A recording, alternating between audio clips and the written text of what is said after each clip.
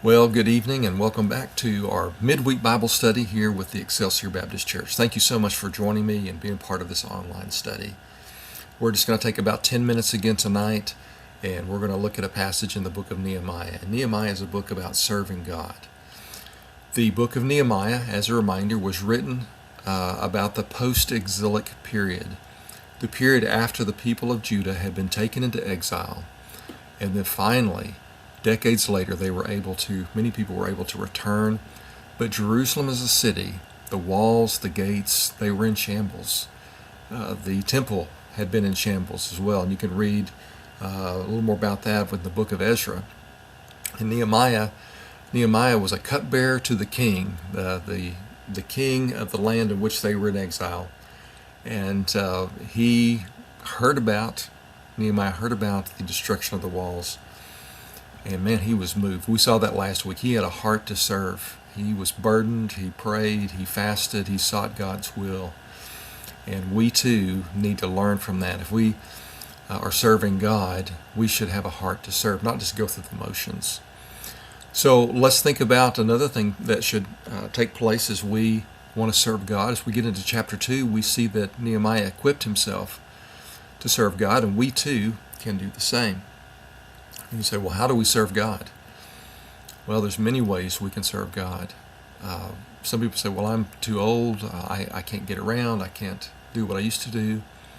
It may be that the best and most important thing you can do, which is a very important thing for a lot of people to do, is to pray.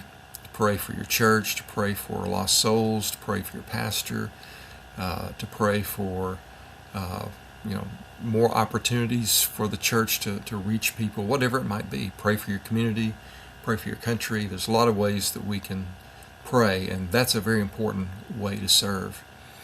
But wherever we're at, whatever our context is, we need to be ready to serve God, whether it's through the church, maybe a specific program in the church, maybe it's behind the scenes in the church, maybe it's serving God in your workplace.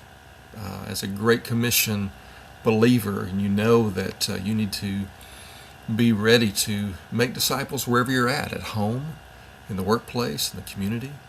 That is serving God. So we're going to see that Nehemiah, he equipped himself to serve, and let's think about what that means for us. If you want to at any point, you can pause this video and read through chapter 2. I'm going to read just a few verses of this. And again, this is just a 10-minute study tonight, so we don't have a lot of time. So pause as you need to and read Nehemiah chapter 2. So to equip ourselves to serve, we see from Nehemiah, first of all, that he was consumed with God's will. I have the scripture pulled up on another screen here, so I'm going to look at that and let's see. In verse 1 it says, in the month of Nisan, in the 20th year of King Artaxerxes, when wine was before him, I took up the wine and gave it to the king. Now I had not been sad in his presence. And the king said to me, why is your face sad, seeing you are not sick? This is nothing but sadness of the heart. Then I was much afraid. And it said, verse 3, I said to the king, let the king live forever. Why should not my face be sad when the city, the place of my father's graves, lies in ruins, and its gates have been destroyed by fire? And then the king asked him, well, what do you need, or what are you requesting? Well, before we get into that, let's see that Nehemiah was so burdened that others could see it. He was so moved that he wanted to serve God. He was so consumed with what God wanted that it was visible. He was a changed person. And so I just want you to think about this for a moment. If there's a place that you serve in the church at Excelsior, or maybe in your own church, or maybe in your home or community, maybe you've been doing it for a while and you just kind of lost the momentum, you've lost the fire, you've lost the zeal about it. It's important that we do have a zeal, to be zealous for good works, to do those works that have been, as it says in Ephesians 2, prepared beforehand for us. We need to have a zeal for those things, and so it may be that you need to ask God to renew the desire of your heart to serve Him. So Nehemiah, he was consumed with God's will. Let's look at another thing we see. We need to be ready if we're going to be serving God. We need to be ready to pray.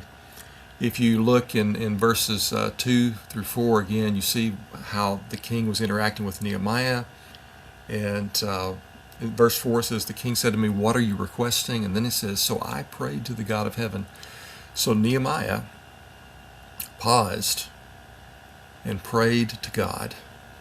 Now, it doesn't say how long that he prayed.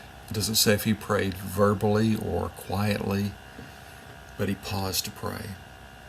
And that's so important for us if we're going to serve God.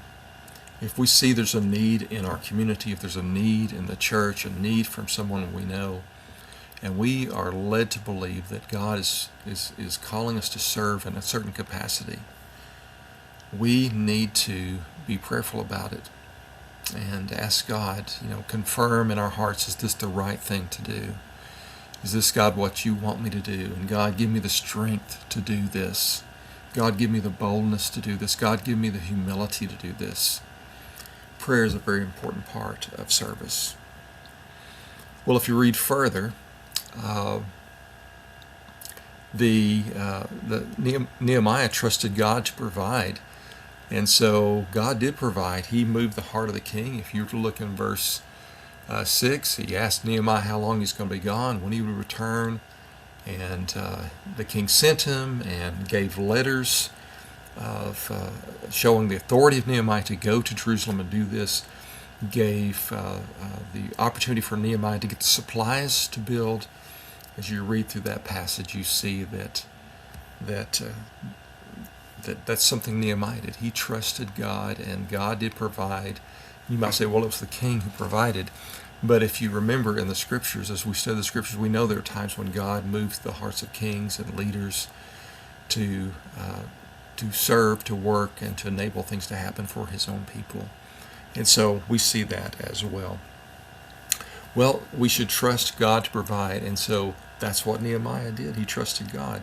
Trust God to provide. And then finally, be preparing for service. And this is what Nehemiah did. He went, of course, he had the supplies, the letters that he needed, the supplies that he needed. And then when he got there, he really wanted to know, what does he really need to do? What steps does he really need to take? What really has to be done? It wasn't that he just showed up and said, hey, here I am, let's get started. He assessed the situation. He thought about what it would require, what it would take. And he was consumed with God's will. He was prayerful. He trusted God to provide, and now he was preparing for service. And if you read verses 13 through 15, you see he went out during the night without telling anybody really what was going on. And he walked around some of the different gates and the walls, and he saw that there was a great need. And he saw what needed to be done.